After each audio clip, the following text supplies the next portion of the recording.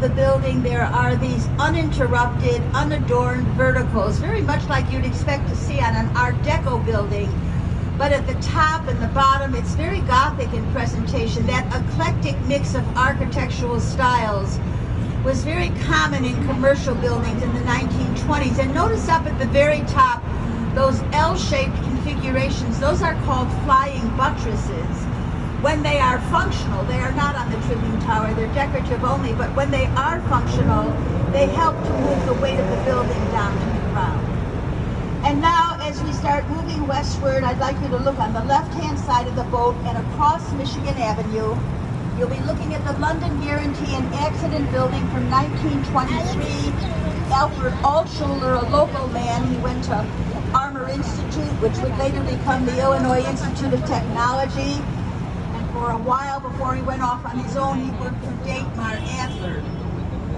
Like the Michigan Avenue bridge houses, it's in a style of architecture called Beaux Arts, which celebrates the architecture of Greece and Rome and ancient Europe, connoting elegance and permanence with arches and pediments and columns. Look at the four very elaborate Corinthian columns that flank the entrance to the London Guarantee building that are then repeated up near the top of the building, and at the very top a belvedere, which literally means beautiful view. London Guarantee was a company that insured shipping rights, and they wanted a perch here on the river where they could see what was going on. An irregularly shaped structure, very masterfully fit into an irregularly shaped site.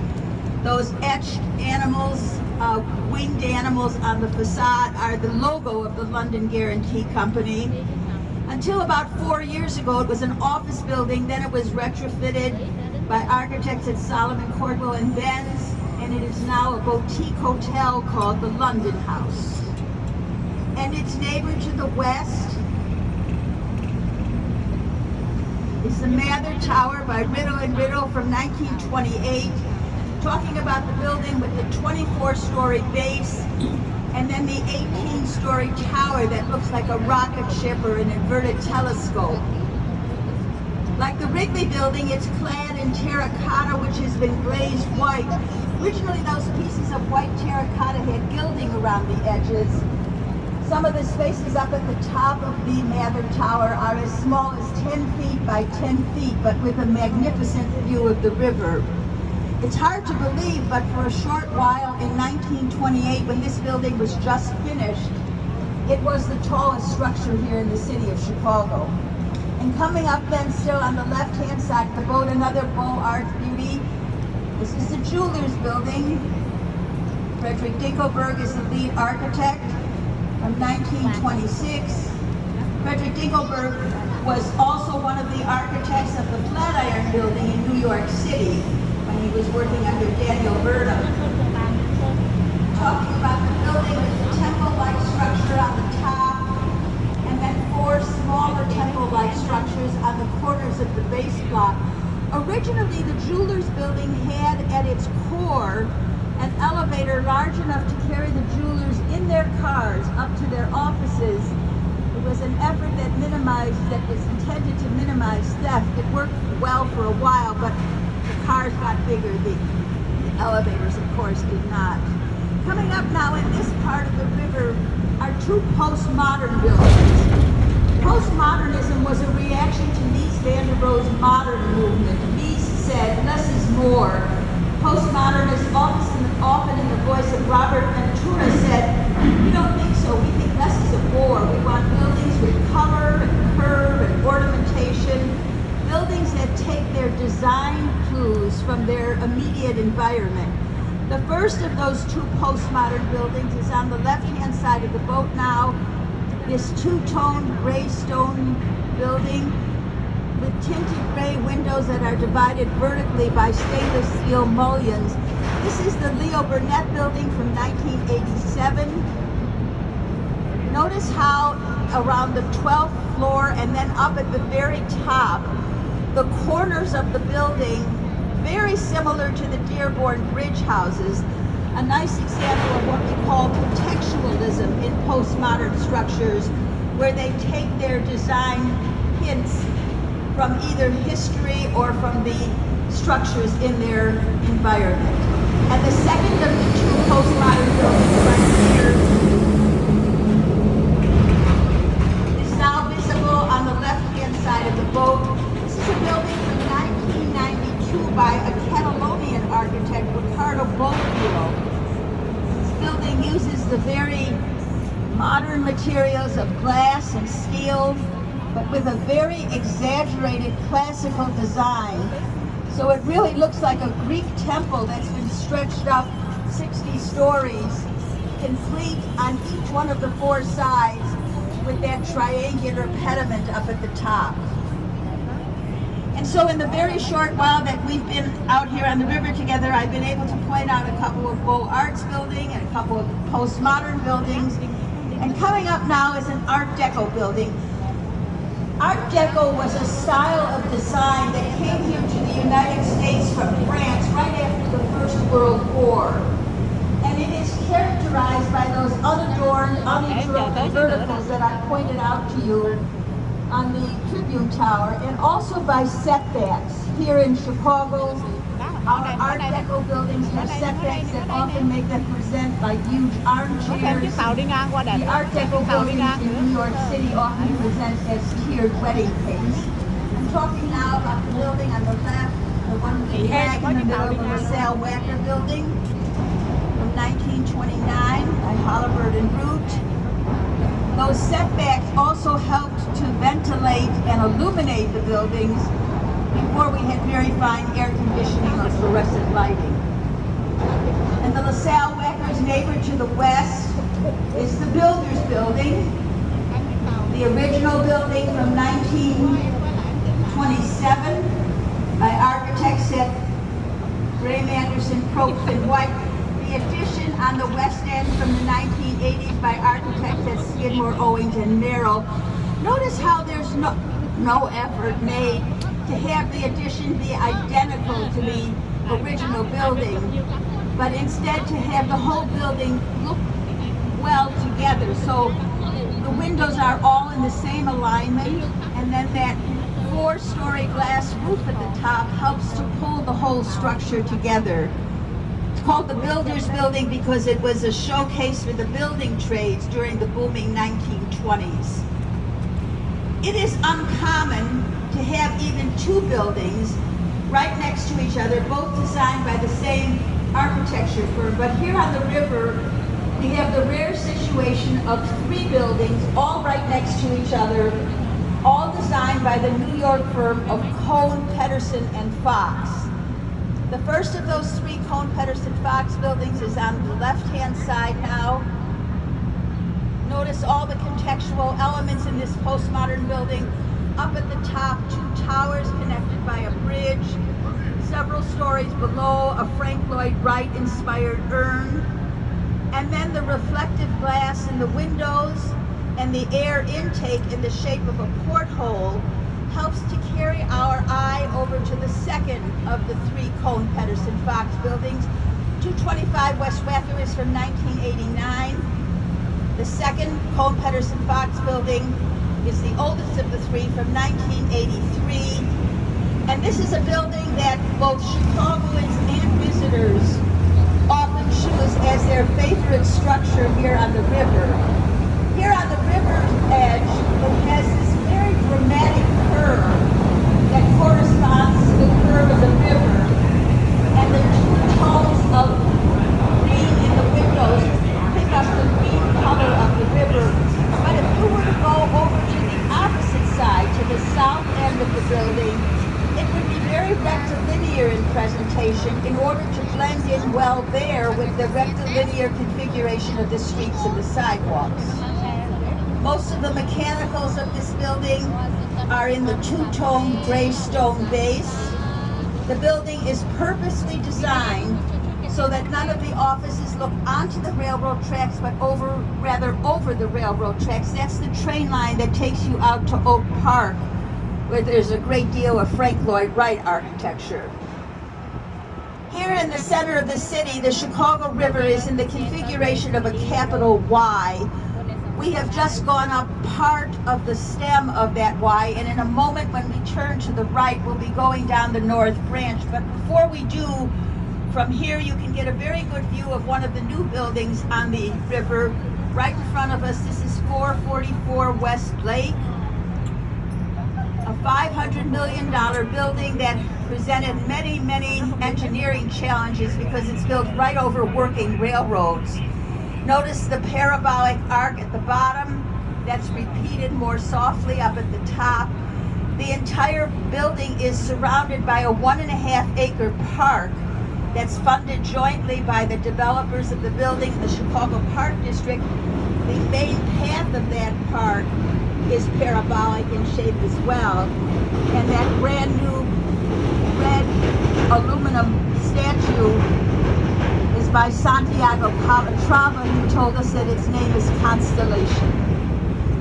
And now as we start moving north on the North Branch, on the left-hand side, two buildings, both by James DiStefano. The building that's nestled right here between the edge of the river and the railroad tracks that go behind it is called River Bend. Such a narrow building that the cars have to be taken by elevator up to their parking space. There's no way the building can accommodate a ramp. This is what we call a single loaded corridor building. There's one corridor per floor. There's nothing very interesting about that, but that corridor is at the far west end of the building, so that all the condominiums and the townhouses here on the river's edge look eastward toward the river and toward the lake. And its neighbor to the north is the North American Cold Storage Building from 1898 by Frank Abbott. And that's what it was originally. It was a huge refrigerator building. No windows, thick walls. We would chop ice off the river in winter in order to help insulate it. When it no longer was needed for that function, Harry Weese came along with a wrecking ball. He introduced the patios, the boat slips. It's now 104 condominium lofts. Nice example of what we call adaptive reuse. And Harry Weese is also responsible for these 4 river cottages from the 1980s. Harry Weese, besides being a very noted architect, was a very enthusiastic sailor. He liked to use nautical motifs in his structures, particularly the triangle, the shape of the sail. The last one that sold was in 2015, and it sold for about $2.5 billion. And now as we continue north on the river, on the left-hand side of the boat is another housing facility. It's called Kinsey Park, and it really does have a park-like presentation because the footprint of the buildings in Kinsey Park only take up about 40% of the site. Without question, the most desirable units in Kinsey Park are the ones that look out over the river. These townhouses that we're passing right now sell for well over $1 million. Kinsey Park is from the early 2000s. Then come over here on the right-hand side of the boat, and you'll be looking at the East Bank Club from the late 1970s. Ezra Gordon and Jack Levin, an upscale health club where Barack Obama and Oprah Winfrey and about 10,000 other people work out. But much more than less, the East Bank Club has turned its back on the river. And if you compare the construction on both sides of the river right here, you really can get a very good idea of how our attitude here in Chicago has changed about the river from the late 1970s, when we did everything we could to ignore the river, to the early 2000s, when we very enthusiastically embraced it. The East Bank Club, when they built down here in the 1970s, were really pioneers. This was an area of dilapidated warehouses, and they were the first of several businesses to build down here and help develop what has become the very upscale neighborhood of River North. I'm on the right-hand side of the boat now. This lovely example from the very early 1900s of industrial architecture here in Chicago. This is Riverbank Lofts by Nimmins and Fellows. Originally, this was a railroad warehouse built very close to the river's edge for ease in loading and unloading the boats. It was not a landmarked building. when it no longer was needed as a warehouse, we introduced balconies and new windows and converted it into the condominiums that historically have been very sought after here on the river. More housing still on the right-hand side of the boat. You'll see as we pass this structure, this is Park Place, you'll see that the front of it has this somewhat unusual rounded glass corner, a typical characteristic of buildings by Solomon Cordwell and Benz. And then coming up, two buildings that are designed by Lucien Lagrange. Lucien Lagrange is a French architect. He studied at McGill University in Canada, and then he came down to Chicago to work for a while for Skidmore, Owings and Merrill before he went out on his own. I'm looking now at the Lucien Lagrange building that's right behind this old water tank, the one with the rigid triangular external bracing. That bracing is certainly a nod to the John Hancock building, which you can catch a glimpse of through the break in the buildings with its external bracing. And the triangular bracing may also be a nod, paying homage to Harry Wees, who, as I said, liked to use triangles in his buildings and was very instrumental in the development of the North Branch. This little pocket park is called Montgomery Ward Park, and at the north end is more housing by George Papa George and David Hames.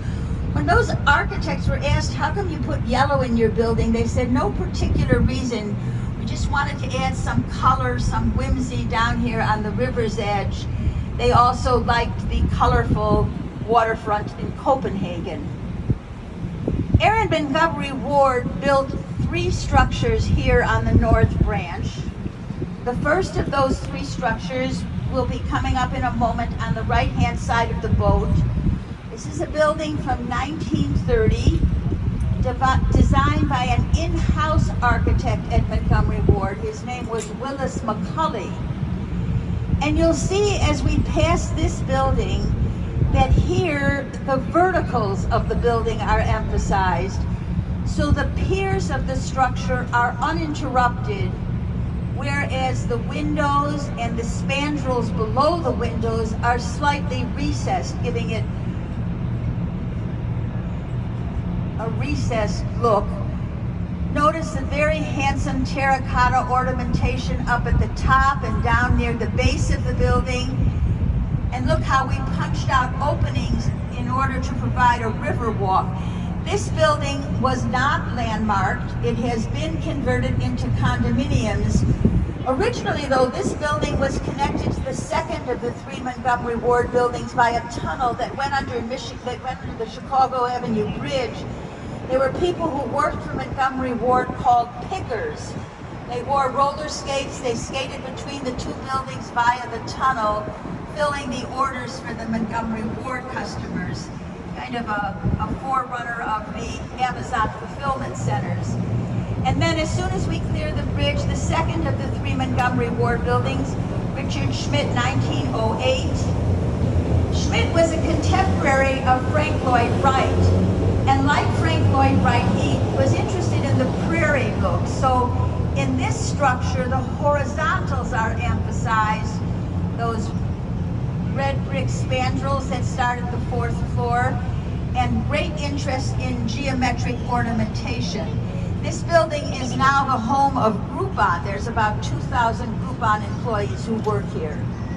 This is as far north as we're going to be going on the North Branch. If we were to go further north, the North Branch would separate into 3 different tributaries. But instead we're going to be turning around here, and as we do, you'll see toward the front of the boat a small island. It's less than a square mile in area. Its official name is Ogden Island. It's named after our first mayor, William Butler Ogden. Besides being our first mayor, William Butler Ogden was an executive at a brick-making company, and his company did